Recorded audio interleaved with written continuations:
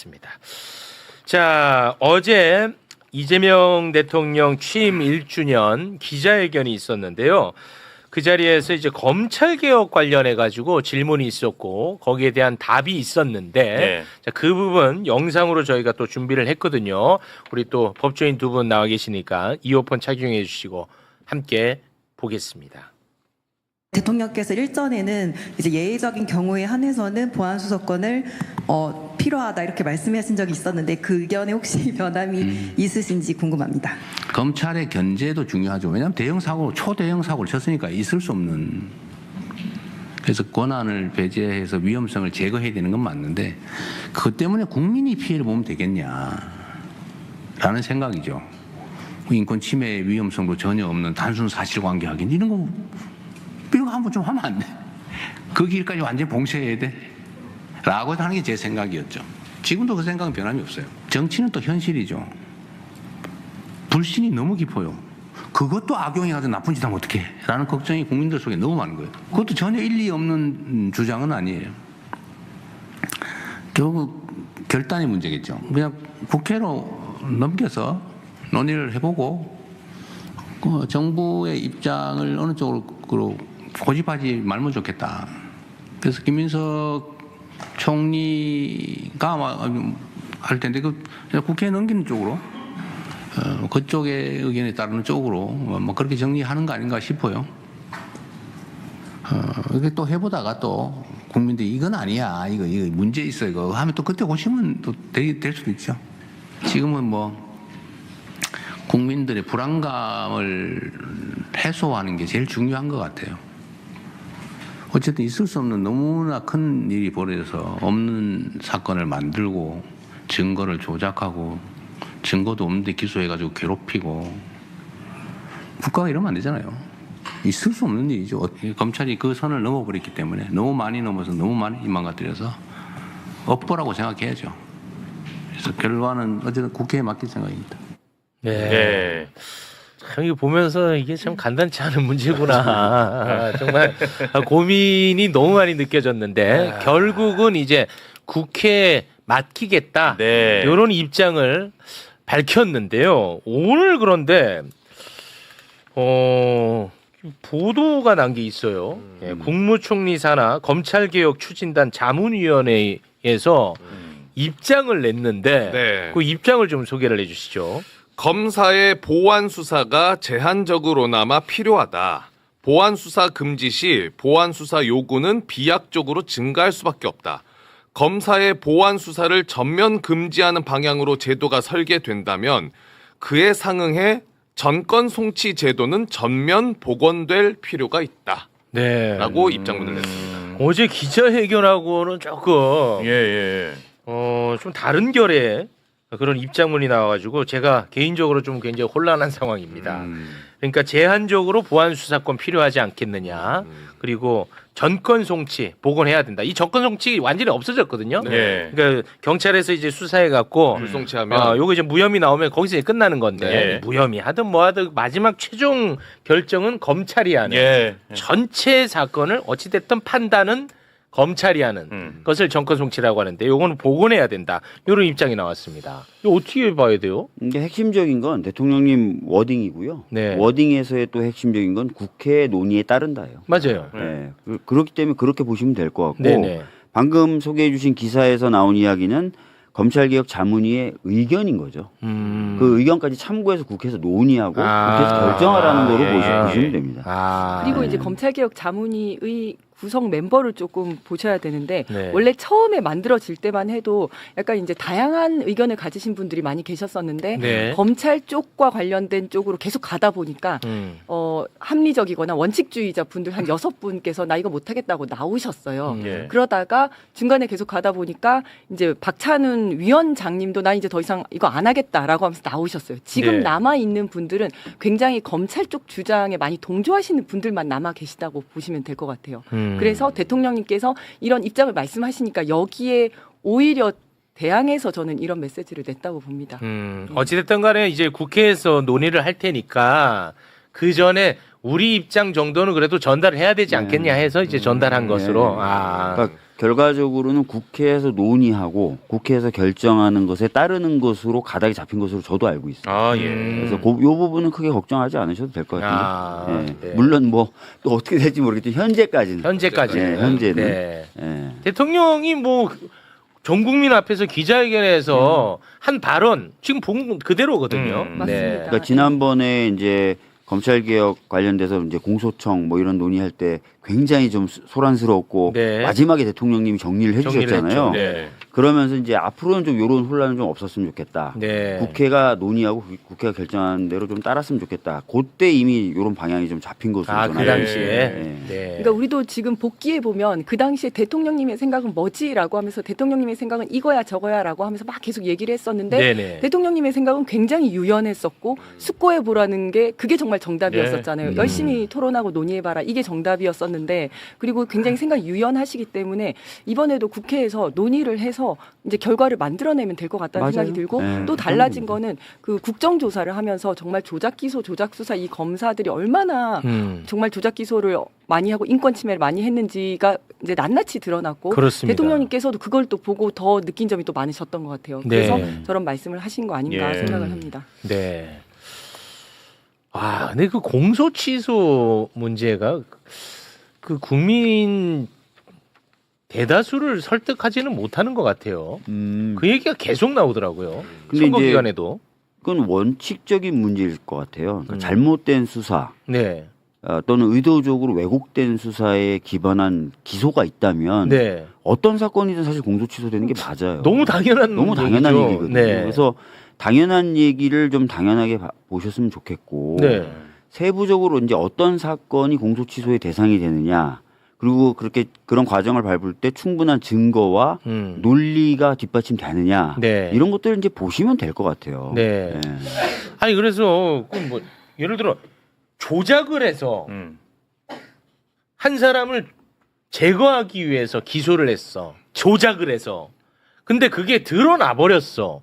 그리고 뭐 그러면은 확실한 증거도 있어. 증거가 있어. 논리도 받침이 돼. 그러면은 그 대상이 최영진이든 무슨 뭐 최영진이 아버지든 저의 아버지든 그렇죠. 이거는 그냥 뭐 장동혁의 아버지든 네. 장동혁이든 그거는 당연히 공소 취소가 돼야죠. 그건 상식이죠, 맞죠. 상식. 예, 그건 너무 상식이야. 네. 근데 그 국정조사 과정에서 이제 그게 이제 다 드러났다고 개인적으로는 네. 저는 확신하는 사람인데 그게 잘 전달이 안 된 건지 아니면은 언론이 아예 그냥 외면하는 건지 이 공소 취소 문제가 잘 설득이 안 됐나? 국민들이 공소 취소 특검이라는 과정도 거치게 되는 거고요. 네. 제가 알기로는 법무부 내에도 관련된 위원회 좀 이렇게 과거를 돌아보는 위원회가 설치될 거잖아요. 그런 데서 이제 여러 아마 증거나 이런 것들이 나올 거고 그런 것들이 뒷받침되고 확실하고 명확한 것들을 대상으로 하게 되겠죠. 네. 근데 오늘 신문이나 뭐 사설 같은 거 보면은 다 공소 취소를 또 다 걸어놨더라고요. 아니 그러니까 그것 때문에 마치 이번에 선거에 진 것처럼 네. 다 그렇게 또 가고 있어. 지방선거랑 연결해가지고. 그러니까 그 지들이 원하는 거야. 그 내가 볼 때는 네. 그 근거도 없어 사실은. 네. 그러니까 옳고 그름에서도 나는 이제 그 틀린 주장이라고 보는데 그냥 실제 현상 분석에 대해서도 나는 그 좀 의심을 하는 입장입니다. 뭐 저도 좀 정확한 근거가 없어가지고. 네. 네. 근데 그걸 좋아하더라고 언론은 계속 그 얘기만 합니다 지금도. 그렇죠. 이제 어쨌든 행정이 잘못됐으면 이제 수사도 행정인 거거든요. 맞아요. 그러니까 네. 행정이 잘못됐으면 시정 조치하고 제도 개선하는 게 기본인데 시정 조치가 공소 취소인 거고 네. 제도 개선이 검찰 개혁인 거거든요. 네. 그걸 그대로 하는 건데 네. 여기에다가 이제 대통령이 자기 재판까지 없애려 한다 이렇게 더 씌워가지고 계속 맞아요. 얘기를 하고 있는 거예요. 그러니까요. 네. 아. 근데 여기에 대해서 저희가 설명이 좀 부족했던 것 같아요. 속 국민들을 터집니다, 저는 설득을 진짜. 잘 못했던 것 같습니다. 아마 앞으로 쭉 과정이 좀 남아 있잖아요. 네, 맞습니다. 그러면서 이제 아까 말씀드렸던 대로 특검이라든지 아니면 법무부 내부에 설치된 위원회에서의 조사라든지 이런 것들 통해서 뒷받침들이 더 되겠죠. 그러면 이제 그런 것들을 보시면서 또 국민분들이 개별적으로 또 판단하시면 될 것 같아요. 네, 알겠습니다. 자, 그리고 지금 이제 가장 시끄러운 것이 이 선거 용지 부족 사태입니다. 네. 선거안이가 근데 진짜 문제가 심각하긴 너무너무 심각해. 점점 많이 드러나더라고요. 아니 그 와, 진짜 이 충격적이에요. 드러나는 내용을 보면 야 그동안에 이거 어떻게 선거를 치렀나 할 예. 정도로 굉장히 심각합니다. 선거용지 부족하게 준비했고 해결 과정도 너무너무 네. 미숙했고 네. 보니까는 투표용지가 부족했던 곳이 굉장히 많더만요. 원래 선관위에서는 선거 당일인 6월 3일에는 모자랐던 투표용지가 모자랐던 곳을 14곳으로 발표를 했어요. 네. 그런데 이틀 뒤인 5일에는 50곳으로 정정을 합니다. 예. 그런데 어제는 또 부족했던 곳이 91곳의 투표소에서 부족했다라고 91곳. 지금 늘어나고 있어요. 네. 4,700장 이상. 4,726장. 예. 너무 많다. 근데 이것도 확정된 숫자가 아닙니다. 네. 더 늘어날 수 있다는 거죠? 그렇습니다. 예. 진상규명위원회가 이제 조사를 내일부터. 하면은 네. 이제 결과가 더 늘어날 수도 있는 그런 상황이고요. 심각한 건 팩트가 아니죠. 예, 그리고 또 심각한 거는 청주가 심각하더라고. 네. 유권자 명단이 또 누락되는 일이 있었어. 청주 한 투표소에서 아침에 이제 선거 시작되고 나서 유권자 1295명의 이름이 누락돼가지고 이거를 급하게 확인하고 투표를 진행하긴 했습니다만 결론적으로 이 선거인명부 누락으로 인해서 투표하지 못한 인원도 발생을 했습니다. 그렇습니다. 네. 이제 한 8명 정도가 이제 누락이 됐던 거야. 왔다가 이름이 없으니까 이제. 아니 근데 그 중에 이제 예. 2명만 결국은 이제 투표를 못했어요. 예, 한두 분 예, 정도로 예. 추정된다. 예. 2명은 이제 투표를 못한 것으로 지금 추정되고 있습니다. 그러니까 이제 이거 보고 바로 김영환 당선자가 나 이거 부정선거 이거 부정선거 이거 납득 못한다. 그렇습니다. 두 표로는 좀 쉽지 않을 것 같은데 네. 아무튼 굉장히 이건 부실 선거는 확실해. 문제가 있죠. 너무 심각해. 예. 그런데 이게 또 봤더니 선거를 관리하는 게 선관위잖아요. 그렇죠. 그럼 선거 기간에 제일 열심히 해야 되는데 예. 선거철에 휴직을 하는 이 말도 안 되는 일들이 그동안에 관행처럼 벌어졌던 것 같습니다. 네. 5월 1일 기준으로 직원 3,000명 가운데 휴직자가 176명이었는데 그동안 이제 봤더니 선거가 있는 해, 예. 그 해에 휴직자가 많더만. 예, 연도별 휴직자를 좀 보면은 21년에는 선거가 없었는데 그때는 91명이 휴직자였는데 예. 22년 대선, 지선, 재보궐선거 있을 때는 218명, 24년 총선 재보궐선거 있을 때는 172명, 이번 지선과 재보궐선거에는 176명이 휴직자였습니다. 아니 선거 관리하라고 있는 게 선관인데 선거 관리해야 되는 해에는 휴직자가 많어. 이게 정말 심각해. 힘드니까 쉬러 간 거네. 아, 그러니까 제가 예전에 이제 와. 어떤 모임에서 한번 선관위 직원을 만난 적이 있었는데 예. 저런 얘기를 하더라고요. 아, 제가 올해 선거가 많아서 휴직을 했다 이런 얘기를 제가 그날 처음 만났는데 저한테 그 얘기를 와, 하더라고요. 진짜로? 네. 그래서 저는 깜짝 놀랐어요. 저도 공무원이었으니까 그때는. 예. 와. 선거가 많아서 네, 휴직을 했다. 2022년이었어요. 저 때 경찰이 아우 도둑이 많아서 나 휴직해요. 그렇죠. 이거야. 신고가 많이 들어서 나 휴직했어요. 이런 거나 똑같은 거예요.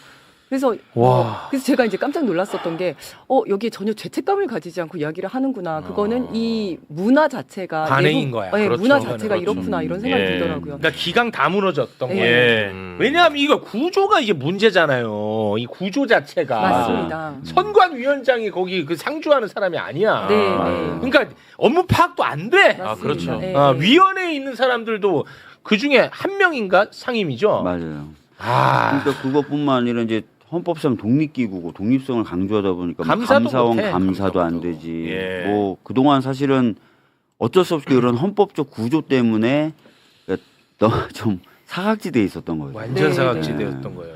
그리고 뭐 선거인 명부가 막 누락되고 이랬다고 하는데 지금 이제 선거 용지 부족 이 문제가 터지니까 이런 저런 것들이 같이 막 다 터지고 있는 것 같아요. 이제 알려지고 네, 있어요. 네. 저는 그 전에도 자잘한 내용들 굉장히 많았을 거라고 생각합니다. 아, 근데 그렇죠. 그때는 밝혀지지 않고 있다가 예. 정말 할미 법칙이라고 1대 29대 300 이런 얘기 네. 하잖아요. 네. 큰 사건이 있기 전에는 뭐 29개의 작은 사건들이 있고 그 전에 300개의 그 경미한 어떤 징후가 있었다고 하는데 이런 거 당연히 있었을 것 같고요.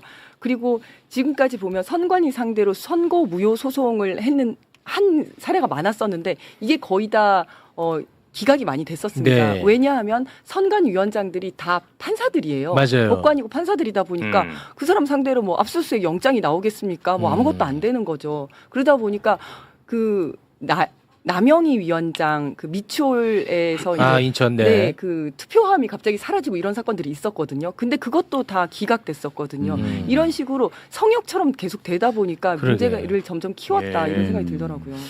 이 문제는 사실 뭐 엄밀히 따지면은 이 조이대 요쪽에서 좀 뭔가 고개 숙이고 반성하는 모습이 보여져야 되는 거는 맞잖아요. 구조적으로 맞습니다. 보면. 뭐 아시다시피 이제 선관위원장은 대법관 중에 대법관이잖아요. 한 명이고, 그렇기 때문에 이제 조희대 대법원장이 간접적으로 그렇지. 또 책임과 책임감이 영향력이 있지. 있다고 봐야 되고요. 네.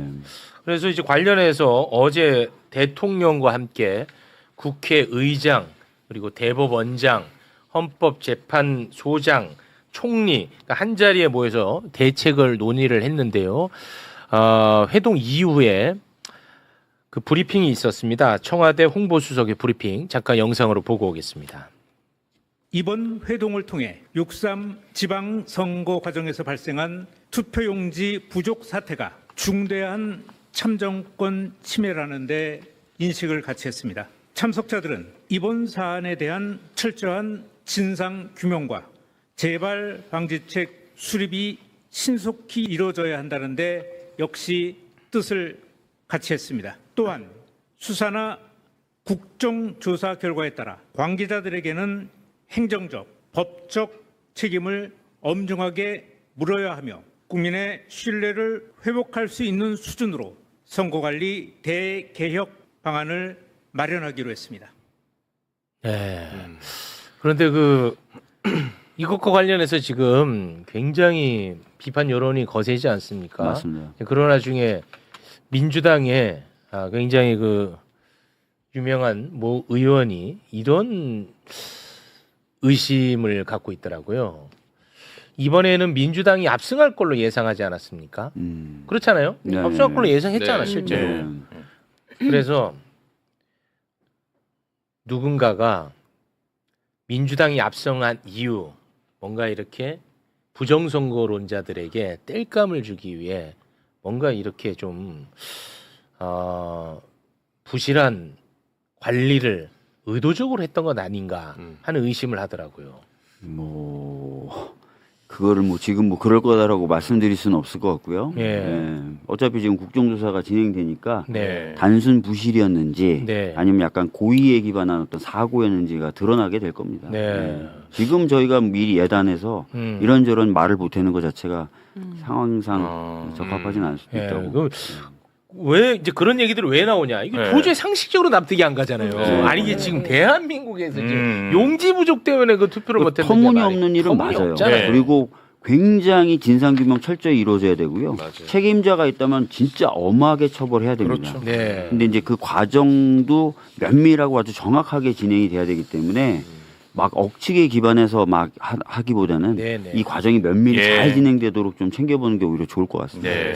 아니 그리고 이거 진짜 우리가 그 일반적으로 생각을 하면 100% 물론 투표율이 100%는 안 되지만 그래도 모르니까 100% 당연히 준비해야 되는 거 아니야? 아니, 라는 생각을 상식적으로 하잖아요. 뭐 찢어지거나 이런 거 생각해서 120% 준비해야죠. 그렇죠. 그리고 실제로도 110%를 찍겠다고 하면서 예산을 받아갔다는 거예요. 맞아요. 근데 그것도 아니고 이렇게 부족한 상황이 났으니까 예. 너무 기가 막히죠, 그냥. 그러니까요. 예. 네. 황당한 거예요. 진짜 진짜. 황당하고 정말 입이 10개라도 할 말이 할 없습니다. 말이 없습니다. 맞습니다. 네. 예. 자, 그러면 우리 박주민 의원님과는 여기서 저희가 네. 또 인사를 나누도록 하겠습니다. 의원님 네? 행복하시죠?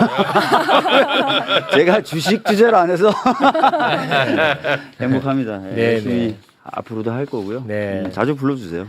선거 기간에 아무튼 우리 의원님에게 개인적으로 굉장히 감동 많이 받았습니다. 예. 감사합니다. 네. 박주민 의원 대단히 고맙습니다. 네, 고맙습니다. 감사합니다. 예. 자, 지금부터는 조금 예민한 정치, 국내 정치 관련 이야기를 나눠볼까 합니다. 예민하고 어려운 질문은 또 2분만이 소화가 가능하죠. 예, 아주 오늘 난이도 높은 질문이 많이 준비가 되어 있는데요. 예. 한번 만나보겠습니다.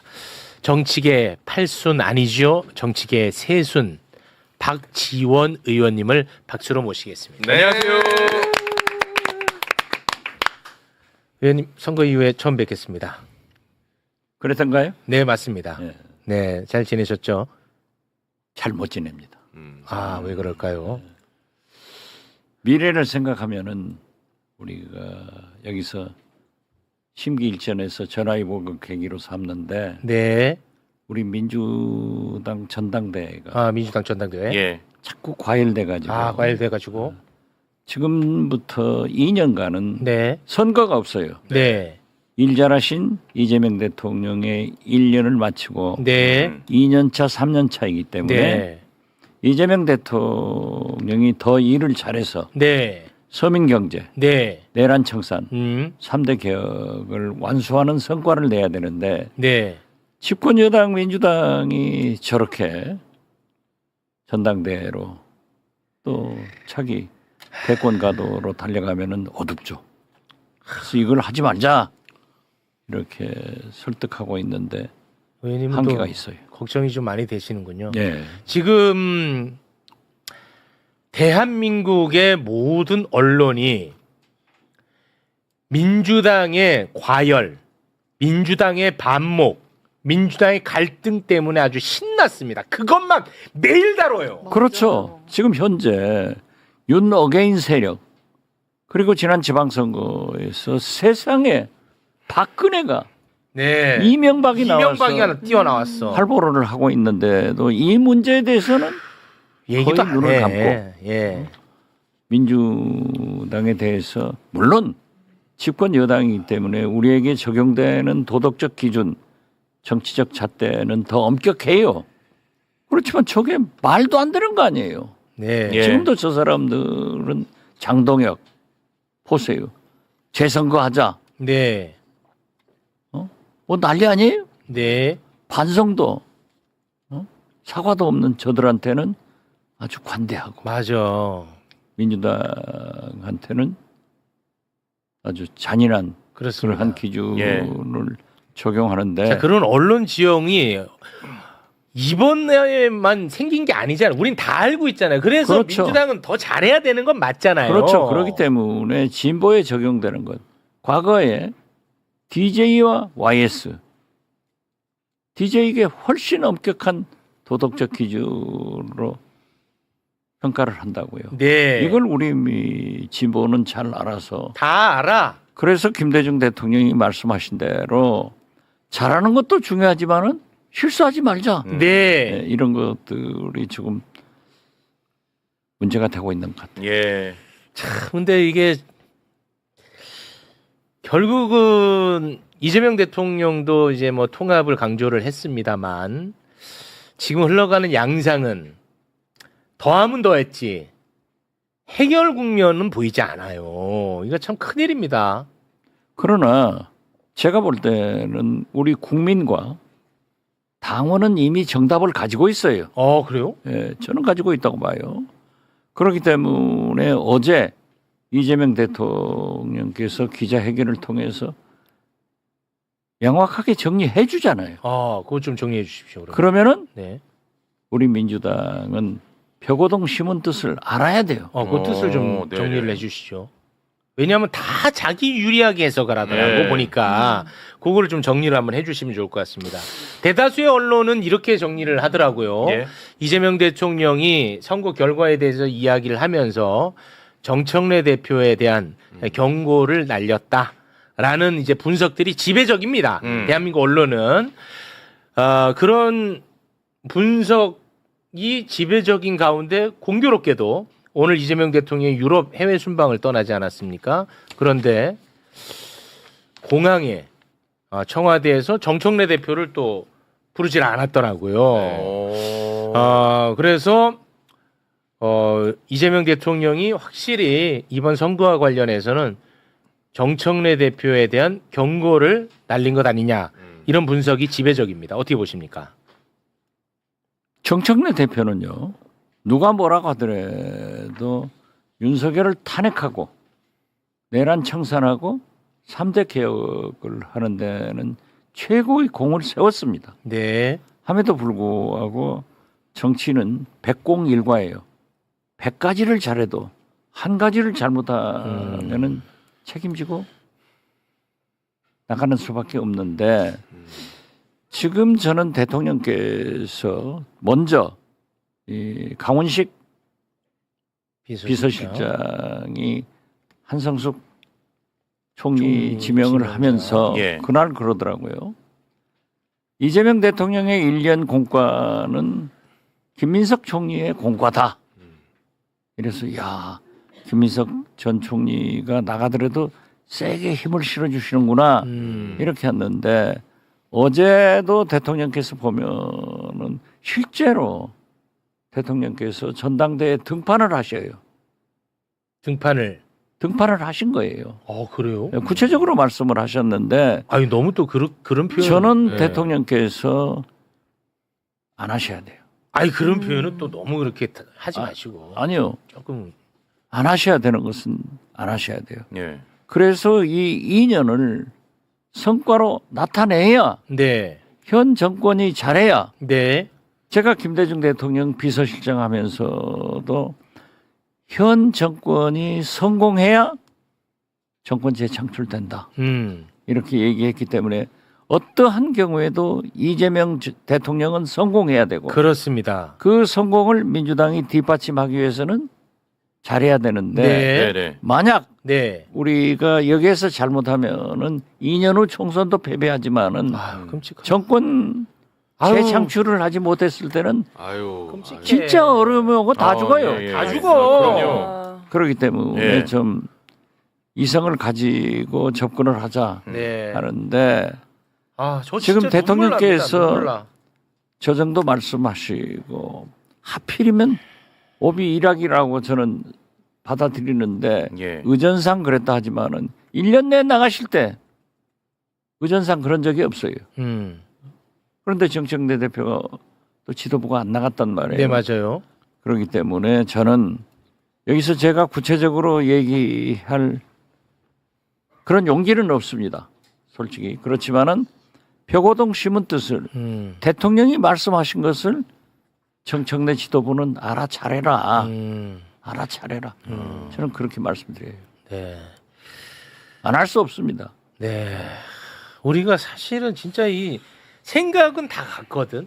예, 그거는 뭐 그렇죠. 이견이 없습니다. 예, 예. 이재명 정부 성공해서 성과 보여주고 그렇죠. 총선 압승하고 예. 정권 연장 가는 겁니다. 네. 그렇죠. 이거에 대해서는 이견이 없어. 그건 다 똑같아요. 다 똑같아. 예. 그러면 거기에 대한 방법론은 뭐 또 다를 수 있다고 네. 봐요. 그 방법론이 다르다는 이유로 그게 혐오의 대상이 될 수 있느냐? 나는 또 그건 아니라고 보거든요. 생각이 다를 수는 있지. 그리고 경쟁하는 거지 또 치열하게. 이번에 사실 대통령께서도 말씀하셨지만은 질 수 없는 선거를 진 그건 사실이죠. 서울시장 선거. 예, 그거 사실입니다. 이 하나로 명태균 아저씨한테 걸려 있는 오세훈 오세훈이. 시장이 벌떡 일어섰잖아요. 걸려 있어 지금. 그러나 걸려 있어요. 네, 걸려 있어. 여기에 한동훈, 이진수. 유승민, 저는 이준석까지 만약 보수 세력이 연합한다고 하면은 보수. 끔찍한 거예요. 와. 우리가 지난 내란 중에도 1년 전에 선거를 할 때 보면은 예. 우리가 과반을 못 넘겨요. 네.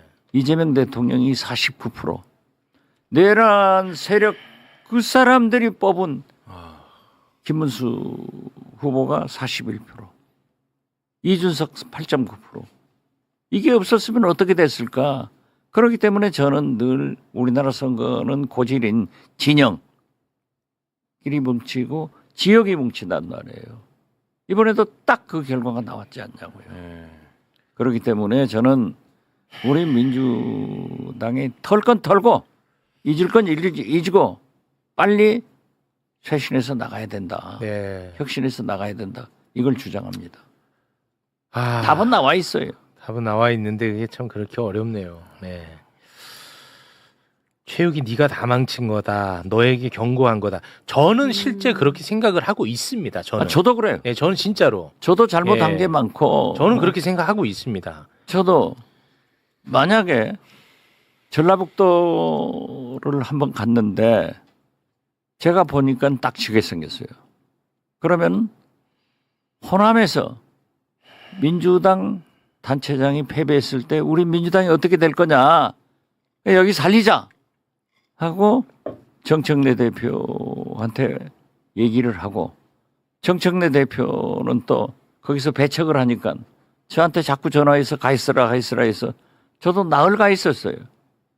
그래가지고 선거를 세게 붙으니까 역시 민주당 지지 세력이 꿈틀하고 움직여서 승리하는 것 아니에요? 근데 의원님, 예. 전북 도지사 선거를 두고 선거 이미 끝났습니다. 예. 민주당이 거기는 승리를 했습니다. 예. 근데 민주당 내에서 왜 아직도 갈등합니까? 그런 것이 우리 민주당 문제라니까요.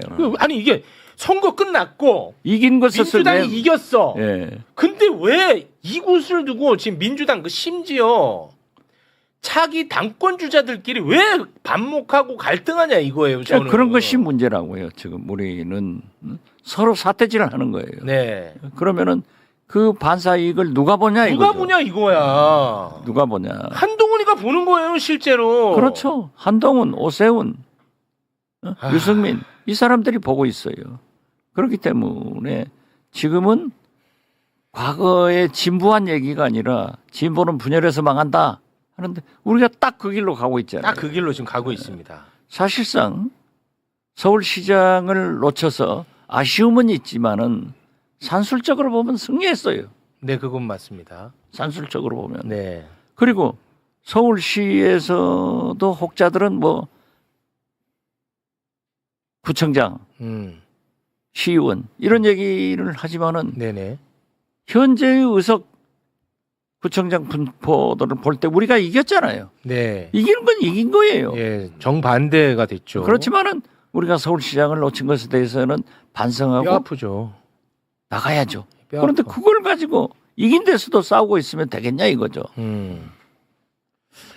의원님께서 SNS에 조용한 전당대회가 되어야 된다 이렇게 말씀하셨잖아요. 조용한 전당대회를 치러야 된다. 그렇습니다. 예. 그거는 어떤 뜻이에요? 조용한 전당대회에서는 지금같이 그런 전라북도 이겼는데 왜 불필요하게 싸우냐 이거죠. 지금도 계속 싸우고 있죠. 계속 싸워요. 네. 그리고 정치나 인생 만사가 DJ가 그런 얘기했어요. 과거나 현재를 잘해야 미래로 간다. 과거에 잘한 것을 자랑하면은요 감사표 주면 돼요. 현재 잘해야 되는 거예요. 그래서 전화위복을 계기로 삼아서 앞으로 전진할 생각을 하지 않고 뒤로 돌아보고 싸우고 있으면 누가 돼요? 그러니까 나는 전당대회가 이렇게 가면 안 된다. 그래서 조용한 전당대회를 하자 이런 말을. 예, 다 맞는 말씀이고 다 좋은 말씀인데 이 현실로 들어가면 이게 참 쉽지가 않은 것 같습니다. 그렇게 안 될 것 네. 같아요. 그러니까 지금 정리가 본인 스스로가 해줘야 돼요. 본인이 거듭 말씀드리지만은 대통령께서 하신 말씀 오늘 공항 의전 행사에 불참한 이유 이런 것들은 표고동 심은 뜻을 자기가 해석하면 돼요. 네. 그래서 정리가 돼야 돼요. 좀 굉장히 저는 일단 걱정이 좀 많이 됩니다.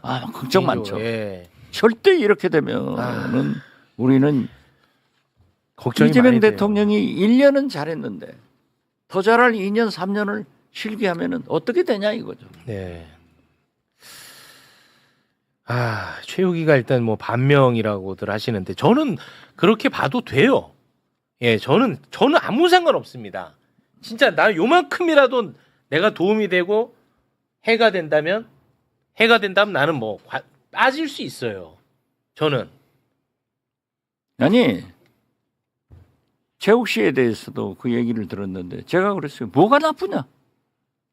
그러한 표현이 좀 과격했다 하더래요. 그거는 그거는 저는 딴 그렇게 얘기하지 생각해요. 저는 그냥 사과하는 지금도 걸로. 보십시오. 아니에요. 예, 의원님 뭐, 괜찮습니다. 제가 조금 문조 털레 그 혐오의 표현이잖아요. 이런 것도 비판할 수는 있죠. 왜 그러나. 우리가 해요? 네. 저 사람들이 하는 것은 그거는 괜찮지. 괜찮아요. 네. 왜 우리가 하냐고요? 그러니까. 네. 왜 우리가 해요? 그렇습니다. 누워서 침 뱉게 하는 거지.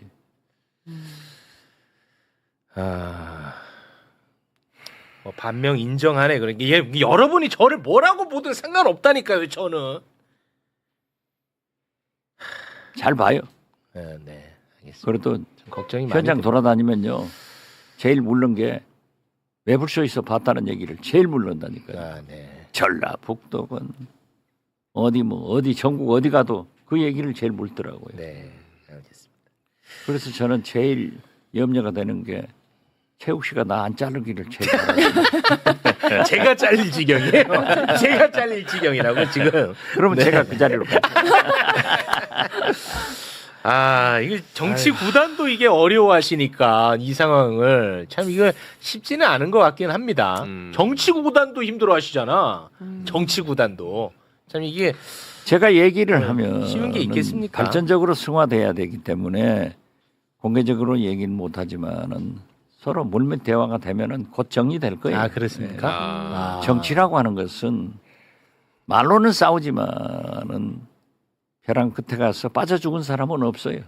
항상 거기서 만나가지고 그래요? 손잡고 마치 10년 만에 이민간 동생하고 네, 인천공항에서 만나듯 그렇게 돌아 또 오는 게 정치예요. 그런가요? 그래서 우리 민주당도 저는 그런 날을 빨리 만들자 이거예요. 알겠습니다. 아, 그래도 우리 의원님이 굉장히 심각하게 이 상황을 바라보고 계셔가지고 저는 그건 좀 다행으로 생각합니다. 네. 그렇게 걱정하는 마음으로 좀 인식하고 계신 분들도 많이 계시나요? 다른 많죠. 네. 그러한 것이 하나하나 퍼지죠. 그러니까 아직은 시간이 있으니까 잘 될 거예요. 네. 어제 또 그 이현주 최고위원이 선거에 책임을 지고 최고위원에서 이제 또 내려오지 않았습니까? 그걸 그렇죠. 두고도 또 설왕설래 말들이 많더라고요. 말 많을 필요 없어요. 필요 없어요? 이현주 최고위원이라도 나 책임진다 음. 하는 모습을 보이는 게 깨끗하잖아요. 음. 그럼 아무도 책임 안 져요? 아니 이제 거기에서 이제 그러면 당 대표도 책임져라 뭐 이런 얘기가 이제 또 나오면은 뭐 또 이제 또 그런 얘기는 당 대표를 지지하는 사람들은 또 필연적으로 나올 수밖에 없고 나올 수밖에 없고 또 지지하는 사람들은 옹호하는 거고 그런 거지 뭐. 그거는 뭐 자연스럽고 그렇죠. 네. 이게 뭐 군대 조직도 아니고 그렇습니다. 네. 괜찮아요. 괜찮아요. 네, 알겠습니다. 괜찮대. 웃어. 괜찮대. 아, 괜찮네. 형이 제일 웃어야 돼. 맞아. 최욱 씨가 제일 웃어야 돼. 형님이 제일 못 듣고 있어요. 죄송합니다. 예. 네. 알겠습니다. 참 이게 어렵더라고요. 아, 쉽지 않아요, 지금 상황들이. 네, 네. 상황이 이게 참 어렵더라고. 네. 네. 그래서 민주당 후배 의원들한테도 그래요. 저 이재인 위원장도 마찬가지지만은 이런 때일수록 지역구 관리를 잘하면서 그 지역 구민들과 소통을 해야 돼요. 예. 소통을 해서 국민이 바라는 게 뭐더라 하는 것을 논의해가지고 그 길로 가는 거죠. 네. 제가 지금 일산 킨텍스에서 그 K푸드 거기를 갔는데 해남 모든 재료로 음식을 대접을 해요. 그래서 특별 초청을 받고 가서 삼양라면 높은 사람을 만났는데 삼양라면. 네. 제가 거기서 딱 그랬죠. 아니 왜 삼양라면은 완도 다시마를 원료로 안 쓰냐? 그건 예, 지적할 예. 만합니다. 네. 네. 그랬더니 뭐라고 해요? 규탄해야죠. 내가 오늘 매불쇼에 가서 삼양라면도 다시마를 쓰도록 촉구했다고 얘기한다. 그럼 규탄할 만합니다. 예. 다시마 쓰면 맛있어요. 맛있죠. 그런데 지역구 이- 관리 지금. 예. 예, 미역이나 네. 다시마만 먹고 자라는 것이 전복이에요.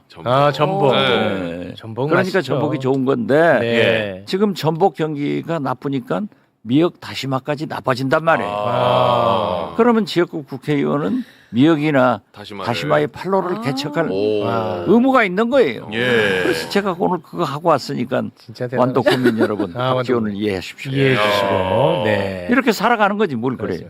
또 총선에 나오시는 건 아니죠? 나가야죠. 그만 좀 하세요 이제. 아니 국회의장이 되셨으면 안 나오시려고 하셨는데 한 번 더 기회를 노리고 와. 이럴 때일수록 지역구를 관리하는 국회의장 공약으로 역사상 가장 특이한 공약이었습니다. 예. 나 이번에 국회의장 안 되면 나 총선 또 나온다. 출마한다. 이 대한민국 건국일의 가장 특이한 공약이었어요. 특이한 공약이 아니라 우리 해남완도 진도 군민들이 그렇게 알아가더라니까요.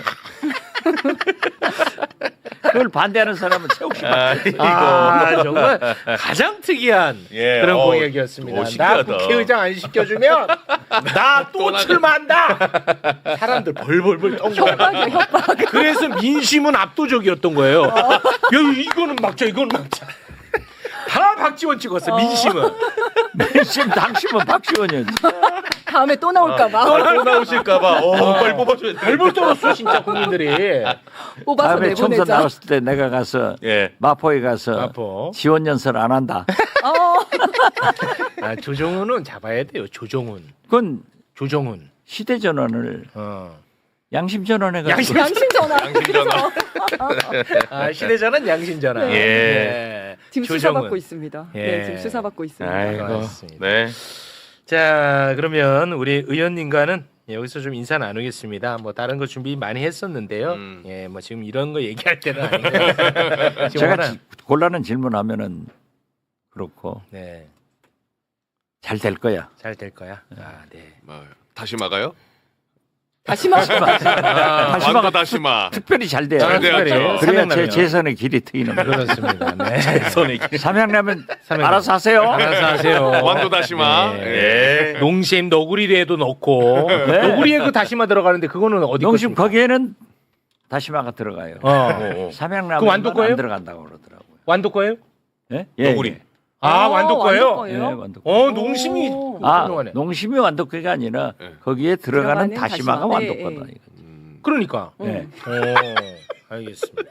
다시마 얘기를 너무 길게 한 거예요. 맞아. 이게 뭐야? 지금 다시마가 얼마나 힘들어하는지 아세요? 힘들어요. 다시마가 그럼 그렇기 때문에 제가 얘기하는 거예요. 다시마 많이 살았지. 예. 너. 이재명 대통령이 1년간 잘하셔서 네. 젠슨왕 젠슨아. 엔비디아 보세요. 예. 젠슨아. 얼마나 우리에게 희망을 주고 희망 그렇죠. 줬죠.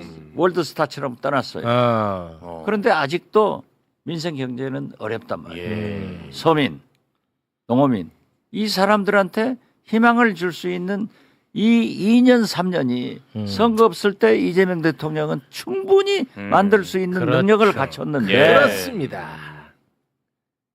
집권 여당이 시끄럽게 하면 되겠느냐? 그렇지. 예. 이건 아니에요. 이건 아닙니다. 진짜. 그래서 제가 얘기하는 것은 잘될 이재명 거야. 대통령이 일할 수 있는 기초를 만드는데 예. 또 성공하게끔 하는 게 우리 모두를 위해서 필요하다. 그렇습니다. 민생 경제를 살리자. 아. 이런 의미에서 제가 얘기하는 거예요. 민생 살려야 된다. 민생. 그래야 저도 재선되고. 그렇습니다. 결국에. 네, 알겠습니다. 아니, 실패하면 재선 못 돼요. 네. 그럼 우리가 실패하고 싶어지니까. 그러다. 네, 의원님과는 일단은 예. 여기서 인사를 좀 나누도록 하겠습니다. 저 민생 챙겨야 되니까 네. 또 안진걸 소장, 그렇죠. 민생 천재 예. 모셔야 됩니다. 자, 지금까지 희망의 아이콘 우리 박지원 의원님이었습니다. 대단히 고맙습니다. 감사합니다. 감사합니다. 아이고, 고맙습니다. 민생. 자, 그럼 지금부터는 AI, AI. 반도체, 예. 민생 이야기 네. 한꺼번에 좀 나눠보도록 하겠습니다. 근데 안진거 소장님으로 이광수 소장이나 박시동 대표님. 주식 전문가 또 따로 오셨고. 따로 오셨고. 따로 오셨어. 또 계시구나. 주식 전문가 계시고. 아. 그리고 또 이제 파업 전문가가 오늘 필요했어. 그렇죠. 파업 전문가, 데모 전문가, 데모 천재. 그래서 이제 또 안진걸 소장님. 아이고. 대박이다, 데모. 이야기할 게 있어. 오케이. 아시겠죠? 네. 자, 먼저 증시 전문가 저희가 모셨습니다. IBK 박근형 부장님 박수로 모십니다. 아유. 안녕하세요. 네, 고맙습니다. 네. 자, 그리고 노동 전문가, 아. 그리고 임금 협상 전문가, 네. 파업 전문가, 민생 전문가 다 들어갑니다. 네. 예, 안진걸 소장님 박수로 모십니다. 예. 안녕하세요.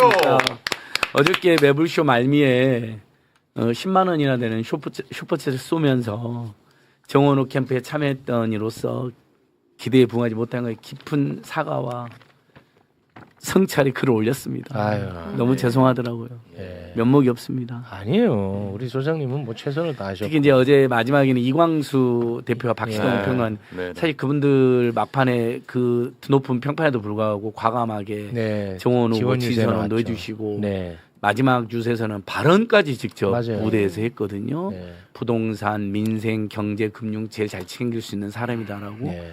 얼마나 미안합니까? 그렇게 많은 분들이 헌신적으로 나서 주셨는데 맞아요.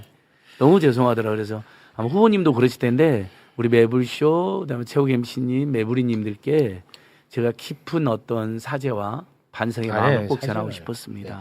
그 소장님, 뭐 이거는 지금 진짜 뭐 누구를 뭐 제가 비판하려는 건 아니고 그냥 앞으로를 위해서 제가 좀 한번 확인을 하고 싶은데 정원호 후보를 위해서 진짜 가장 애 많이 쓴 분 중에 한 분이잖아요. 네. 정말 절실했고 진심이고. 네.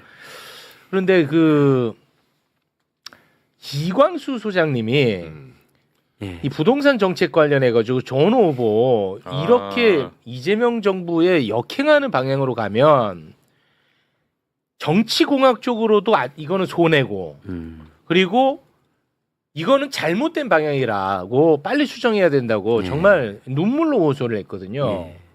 근데 왜 그 눈물이 잘 전달이 안 됐을까요? 근데 저는 그거는 좀 아쉬워요. 뭐 누구를 절대 비판하려는 게 아니라 네. 앞으로를 위해서 제가 여쭤보는 맞습니다. 겁니다. 아니요, 전달은 다 됐죠. 전달은 안 됐은 것 같아요. 정원 후보께서 직접 이광수 대표의 이야기를 다 듣고 네. 굉장히 가슴 아픈 지적이다. 또 일리 있는 지적이다. 다만 이제 대통령 회견에서 대통령이 말씀하신 것처럼 이 부동산 투기를 근절해야 된다. 그다음에 청년들이 부동산으로 한 절망을 청년 서민들에게 이 절망을 희망으로 바꿔야 된다는 것 때문에 부동산 반드시 개혁해야 된다는 것으로 사실은 마이너스도 있었지만 득점도 있었을 거고 집값 폭등을 막은 면도 있다라고 말씀하셨는데 그 면과 동시에 어쨌든 저희가 또 서울 민심을 만나보면 1가구 2주택 가진 사람들까지도 불필요한 오해나 가짜뉴스로 인해서 공포나 가짜뉴스잖아요. 불신 또는 예. 실망 또는 두려움을 갖고 있었던 게 사실이기 때문에 너무. 정원 후보 입장에서는 이재명 대통령과 이재명 정부의 개를 함께하되 부동산 투기를 근절하고 특히 다주택 투기를 근절하고 또 그들이 매물을 내놓게 만들고 공급은 여러 각도 방법이 있으니까 대통령도 수세적이었구나. 그런데 그 굉장히 부동산 민심이 예민한 지역들이 돌아다니면 느껴지니까 거기서 1가구 1주택 중에 어르신 세대 중에 수입이 없는 경우에 재산세를 일부 감면해 주는 것을 그건 구조례를 만들어야 되거든요. 네. 그래서 25개 구청장 후보랑 같이 발표를 한 겁니다. 시장만 할 수 있는 게 아니어서 이제 그때 이제 이광수 대표가 이제 격분해서 지적을 했는데 그런 고뇌가 있었던 것이죠. 돌아다녀 보면 바닥 민심에서는 굉장히 이제 재개발 재건축 추진하는 분들이라든지 네. 일가구 주택자들 중에도 소득이 없고 내가 살고 있는 분들까지도 이재명 대통령과 정원 후보에 대한 어떤 두려움, 네. 걱정을 쏟아내니 알겠습니다. 거기 이제 화답한 건데 네. 거기에 대해서 이제 이광수 대표님이나 최경 기자님은 지적을 하신 거고 네.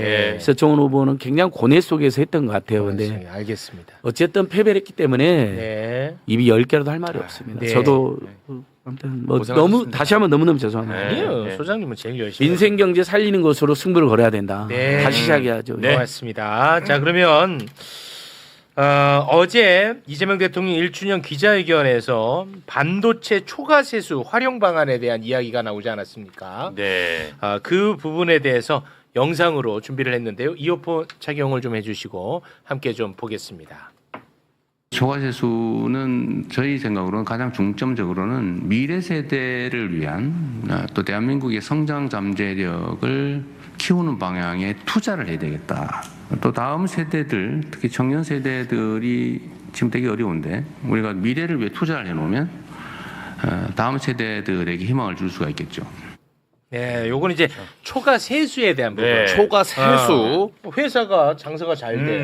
많이 세금이 벌었어. 많이 거치잖아. 네, 더 내고. 그거를 이제 국가가 어떻게 운영할 것이냐. 예. 그거는 이제 미래 세대를 위해서 미래 산업에 좀 투자를 하자. 뭐 이런 이제 부분이었고요. 이번에는 이제 초과 이익.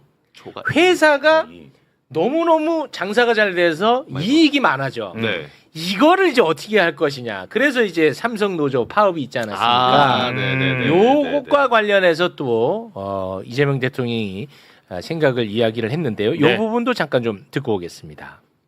초과이윤 부분은 매우 논쟁적인데요.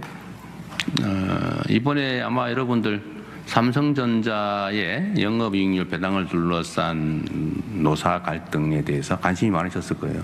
그런데 우리가 상상했던 것은 회사에 이익이 많이 남으니까 월급 올려달라 그래야지. 15%, 20% 올리자 뭐 이런 걸 했는데 영업이익을 나눠 갖자.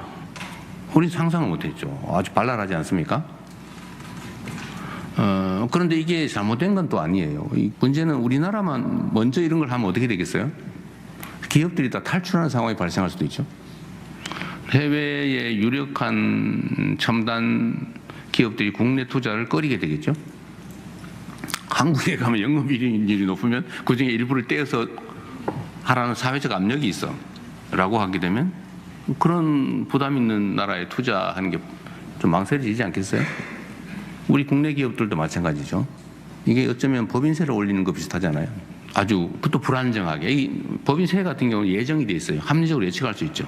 국가 산업 정책에도 매우 심각한 영향을 미칠 수 있는 의제예요. 우리나라 안에서만 논쟁해서 끝낼 일이 아닙니다.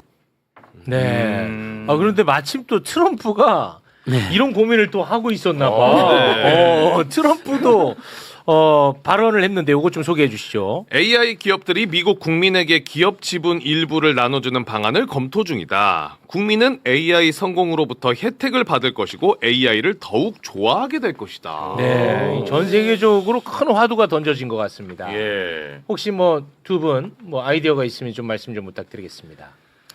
네, 뭐 초과 세수 같은 경우는 마음대로 쓸 수가 없죠. 실질적으로 이제 세수는 정해져 있고 법에 따라서 움직이기 때문에 네. 이 부분을 초과되는 것은 좀 쉽지 않은데 올해 같은 경우에는 초과 세수가 약 25조 원 정도 이상이 세수가 더 거칠 것으로 보고 있는 상황이에요. 예. 네, 말씀드렸듯이 이 부분은 현행 국가재정법이 초과 세수로 늘어나는 것에 대한 잉여금 사용에 대해서는 제한을 두고 있기 때문에 제도적인 틀은 좀 바꿔야 될 것으로 보이긴 합니다. 네네. 근데 최근에 이야기되고 있는 것처럼 우리가 잘 알고 있는 그 싱가포르 같은 경우는 이 테마섹 이렇게 해서 자금을 운용을 하고 있거든요. 예. 그걸 가지고 뭐 따로 운용하는 건 아니고 테마섹이란 싱가포르 테마섹 펀드를 통해서 정부가 이제 자산을 주식이나 채권이나 대체 자산이나 이런 쪽으로 운용을 하면서 키워서 네. 이 다음 세대에게 좀 이렇게 밀려줄 수 있는 그런 식으로 조금은 이제 성장하게끔 싱가포르는 그렇게 해요? 네 테마섹이라는 쪽으로 야, 운용하고 그거 아이디어네. 있습니다. 네, 이제 그런 방법이 좀 이야기될 수 있는 상황이고 여기에 따라서 국부 펀드에 대한 구상이 나올 수밖에 없는 상황이고 그러면 결국은 어디에 하냐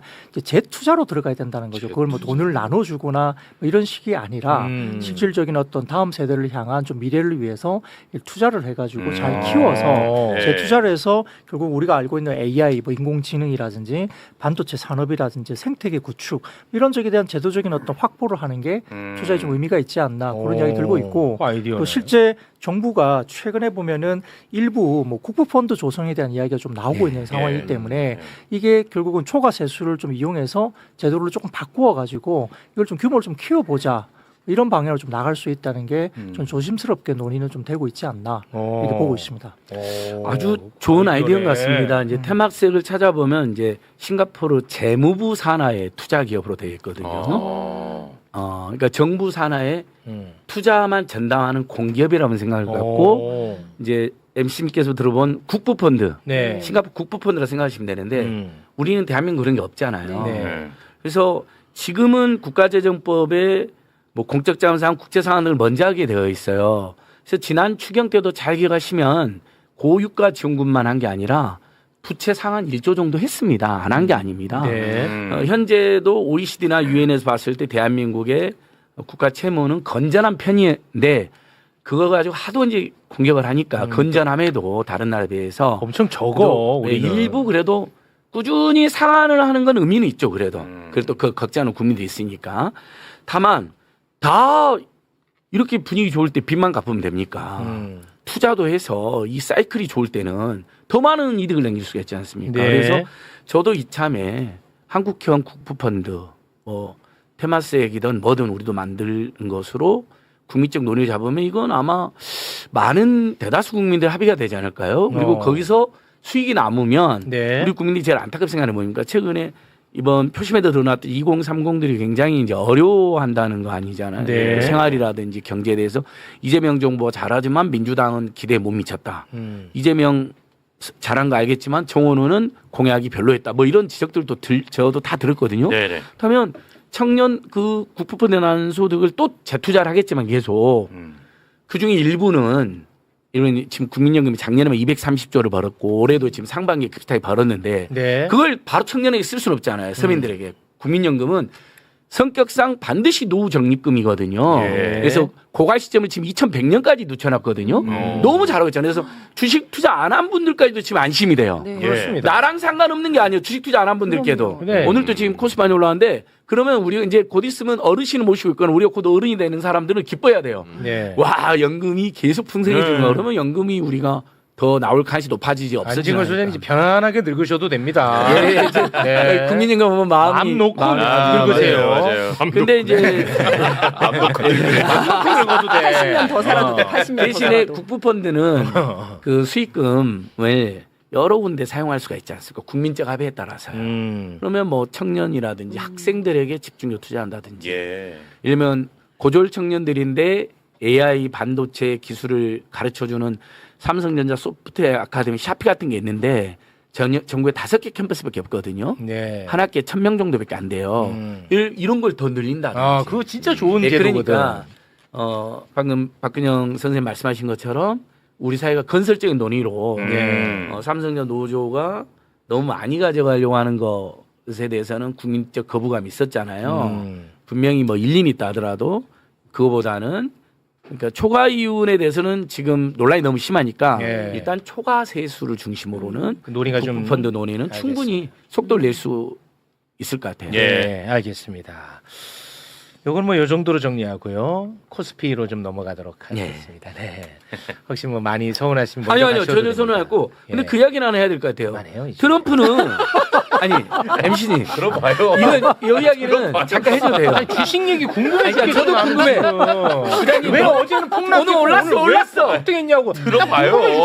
오늘 올라가지고 기분이 예. 지금 많이 좋아졌어요. 네, 지금. 아니 트럼프.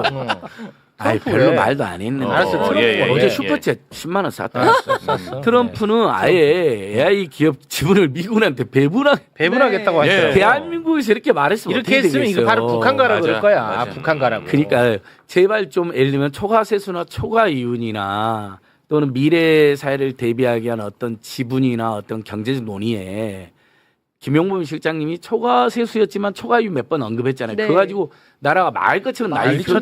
쳤잖아요. 한동훈이도 그렇고 안철수도 제발 그런 짓은 안 했으면 좋겠어요. 예. 아예 샌더스는 세계 선생 샌더스는 AI 기업 지분의 50%를 국민한테 배분해놓은 법안을 발의했습니다.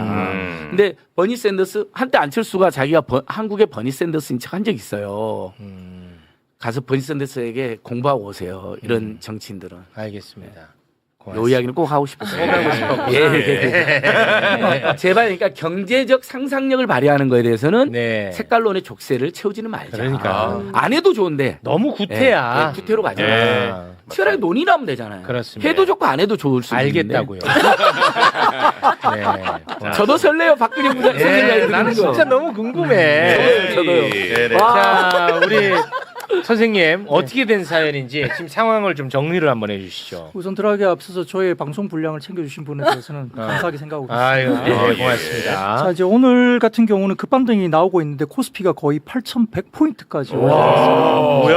그러니까 어제 8% 정도 빠졌잖아요. 네, 더 올랐네. 지금 그 정도로 다 올라왔어요. 다 올라왔어요? 예, 그래서 몇 가지 좀 상황을 좀 보면 첫 번째 젠스랑의 언급 때문에 영향을 받은 건지는 모르겠지만 예. 젠스랑이 어제 주가 빠진 거 괜찮다. 싸게 살 수 있는 맞아요. 기회다라고 예. 이야기를 하는 바람에 어제 반도체 지수가 미국 시장에서 5% 넘게 급등을 했고요.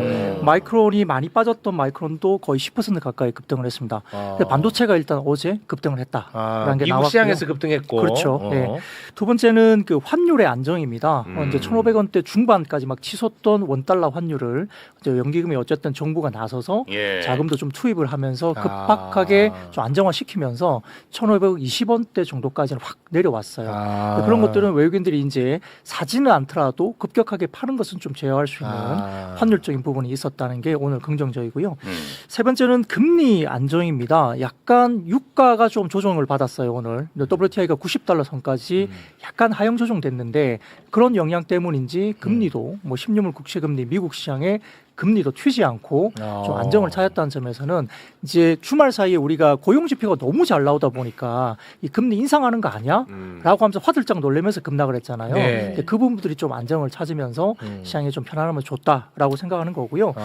오늘 오후 들면서 트럼프가 한마디 했습니다. 하루 이틀 내에 이란 사태 사태 해결 가능성이 있다라고 또 예. 드립을 쳤죠. 그걸 4개월째 듣고 있어요. 네. 그 얘기를. 근데 진짜. 이게 좀 이번만큼. 있게요. 예, 이번만큼인데 아, 이거. 실제 6월 14일이 본인 생일이잖아요. 생일 전에 뭐 하고 싶은 거예요 지금 뭔가를. 생일 전보다는 월드컵 전 아닐까요? 근데 이제 6월 14일이 어쨌든 월드컵. 생일이니까 본인도 직접 이야기했습니다. 내 네. 생일 전에는 뭔가를 하고 싶다 아, 이야기를 좀 했어요. 챙겨보네. UFC 하잖아요. UFC 하는데 어쨌든 지금 이제 오늘도 이제 이 기자회견도 농구 경기 보고 나오면서 이야기를 또 했다는 겁니다. 네. 근데 근거가 뭐냐 물어봤더니 근거는 없대요. 그러니까 이제 이게 어쨌든 립 서비스를 하면서 유가 안정을 또 찾은 거죠. 예. 하루 이틀 내에 뭐가 있다라고 하니까 WTI가 올라가던 게 90달러대로 툭 떨어진 거죠. 떨어졌고. 유가가 떨어지니까 이제 금리도 취지 않게 되니까 어쨌든 효과는 있었죠. 어떤 그 한마디가 그런 것들이 있었고요. 이제 그러다 보니까 오늘 이제 ETF를 통한 금융 투자. 근데 보통 ETF는 개인 자금이 들어가서 네. 운용되는 거니까 네. 기관으로 찍히긴 하지만 그 매수는 대부분 다 ETF를 통한 개인 자금이라 보시면 되는데 그쪽에서 또 대규모 자금이 또 유입되면서 주가를 끌어올렸다. 이런 것들이 결국 오늘 오후에 중당에 대한 긴장 완화 이런 것들 좀 이어지면서 네. 시장에 급반등을 만든 그런 이 상황. 뭔가 예. 이 보이지 않는 손이 이런 이제 멍청한 개미들 좀 털어내려고 장난질하는 거 아닌가 싶어. 맨날 떨어질 때 엄청나게 공포를 또 자극합니다. 네. 뭐 맞아요. AI 뭐 거품이니 맞아요. 뭐 이제 아니, 끝난 반도체 끝났다. 끝났나 막. 뭐 난리를 칩니다. 어제 그랬어요. 어제 그랬잖아. 난리 났어요. 그러더니 하루 지나니까 여러분 반도체 시대가 왔습니다. 이 스토리는 영원합니다. 나 모르겠어. 그러니까. 와 이거 일부러 누가 이 짓을 하는 거예요. 뭐예요 이거 지금? 그 지난 목요일 제가 방송에 나왔는데 그때 맞지? 니네들 그렇게 하는 거 맞지? 제가 월가에 그 장난치는 얘기했는데. 거 맞지? 딱 그날 떨어졌어, 딱 또. 말씀하셨거든요. 네. 그래서 제가 그때는 저는 월가에 있는 사람이 아니고요 하면서 말씀을 드렸는데 알 수는 없죠. 알 수는 없는데 여러 가지 불안 요인이 여전히 있긴 합니다. 왜냐하면은 이제 워낙 많이 오른 게 죄잖아요. 네. 반도체가 워낙 작년부터 해서 뭐 10배 이상 오르가니까 많이 올랐다는 것 때문에 버블을 계속 상상할 수밖에 없습니다. 우리가 닷컴 버블 때도 많이 오를 때 되게 닷컴 그 버블이랑 다르잖아요. 이번에는 네. 닷컴 버블에는 당시에 매출이 없었고 이익이 없어. 이번에는 지금 숫자로 보여주는데 왜 너네들 계속 닷컴 버블이랑 비교해? 일부 비판하는 분들은 이번에는 다르다가 결국 제일 리스크하게 보인다 이야기를 하는 거예요. 그게 제일 리스크하다. 이번에는 다르다 이야기가 가장 비싼 이야기라고 하거든요. 그래서 이제 그게 좀 불안하다 이야기도 있어요. 그래서 이제 저도 아직까지는 반도체라든지 시장의 수익 부분은 여전히 견조하기 때문에 좀 더 올라갈 거고 한국 시장의 코스피 10,000포인트 시세는 온다라고 저는 생각하고 있고 예. 결국 그게 삼성전자 하이닉스가 끌고 가는 걸로 저는 생각하고 있는데 예. 여전히 이제 경계하거나 이제 공격하는 쪽은 이제 사는 쪽도 있지만 공매도가 됐건 뭐가 됐든 파는 쪽도 있잖아요. 그렇죠. 주가가 빠져야 수익이 나는 쪽도 있고 이런 부분들은 또 공격 개성을 계속 어떤 취약점을 계속 찾고 있는 사람도 사실 있죠 시장에서. 네네. 그리고 우리가 뭐 스페이스X나 이런 것들이 뭐 비싸다 하지만 그걸 가지고 또 돈잔치를 하고 싶은 사람은 월가에 많을 거예요. 비쌈에도 불구하고. 그러니까 그런 플레이어들이 워낙 많기 때문에 그런 논리를 누가 좀 더 설득 있게 하고 그 설득에 따라서 논리에 따라서 수급이 어느 방향을 잡고 가느냐가 사실은 네. 힘의 논리죠. 그러니까 네. 수급을 이길 수는 없습니다. 아, 수급을 그래서 보면 어설피 공부하면 이게 더 힘들어져. 왜냐하면 들리는 얘기가 많으니까 이게 불안한 얘기들도 많거든. 그렇죠. 그러면 네. 거기에 내가 어느 순간 기분에 따라서 고개 탁 귀에 꽂힐 때가 있어. 예. 그러면 팔거든. 그리고 떨어지는 날 조정오는 날 그 뉴스 메인 갔더니 거품인가 막 이런 거 보면 거품이 이제는 내려놓을 때다. 그렇지. 내려놔. 바로 흔들린다. 다음 날 폭등해. 휘둘리죠, 휘둘려. 그러면 언론은 다음 뭐라고 하는지 알아?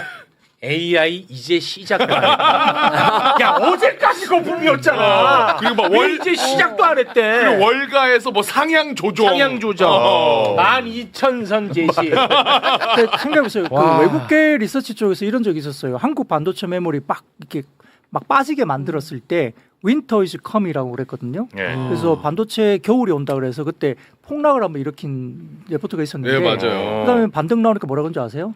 이번 겨울은 따뜻했네.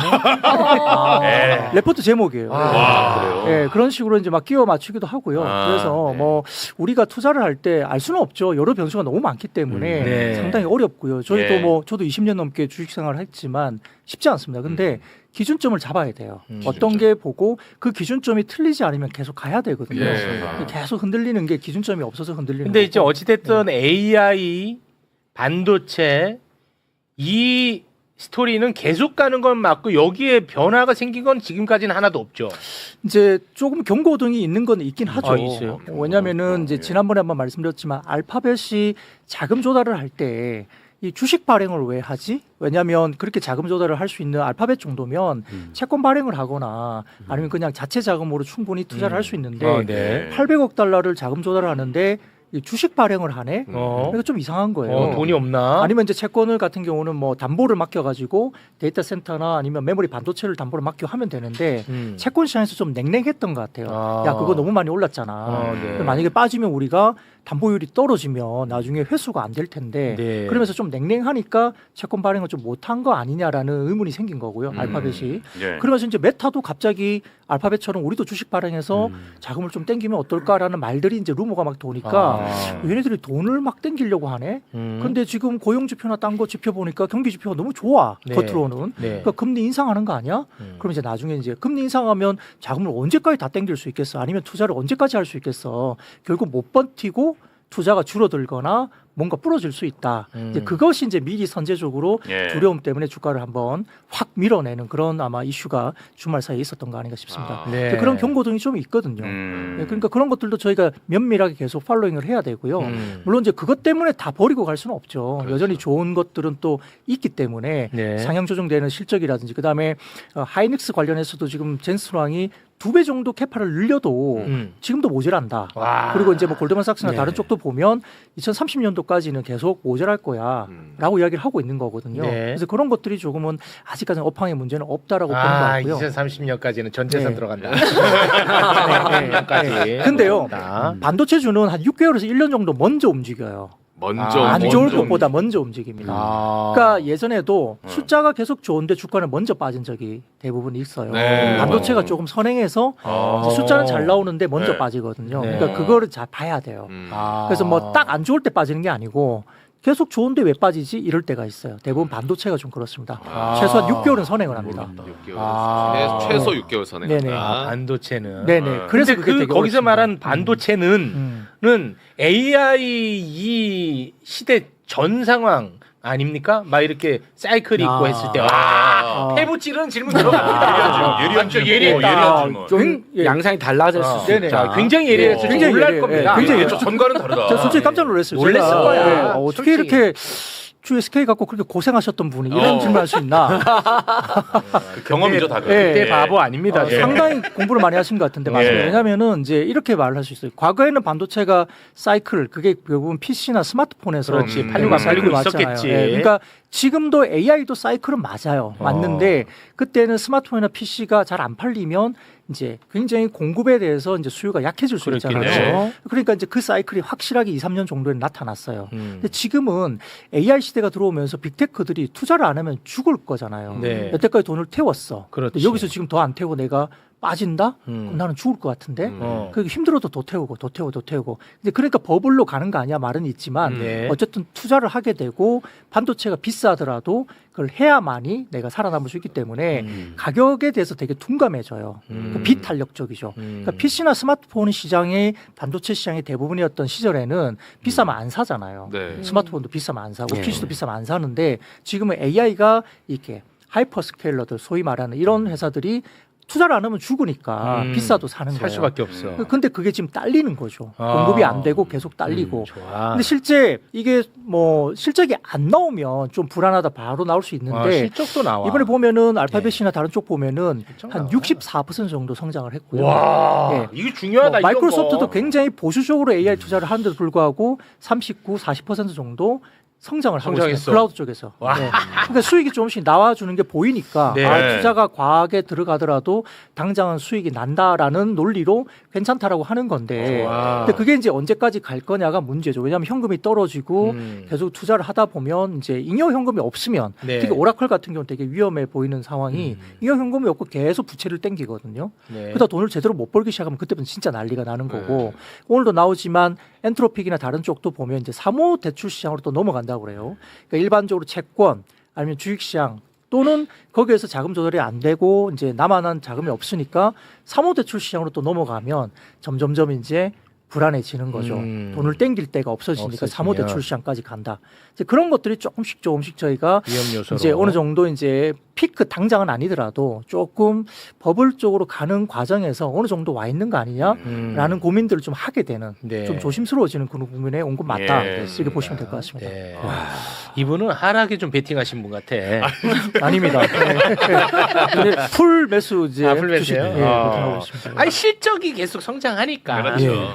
제가 걱정하는 건 딱 하나거든요. 지금 당장은. 저는 뭐 사실 좀 완전 초보지만 네. 나는 뭘 걱정하냐. 어. 예를 들어서 내가 반도체 수요가 계속 있을 거다 해갖고 샀어 종목을.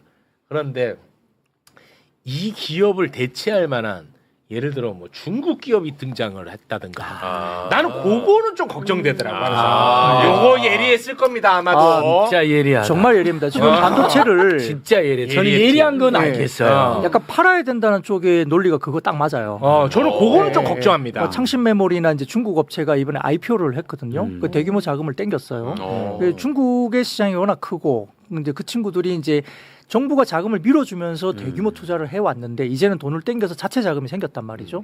그러면 투자할 여력이 더 생기죠.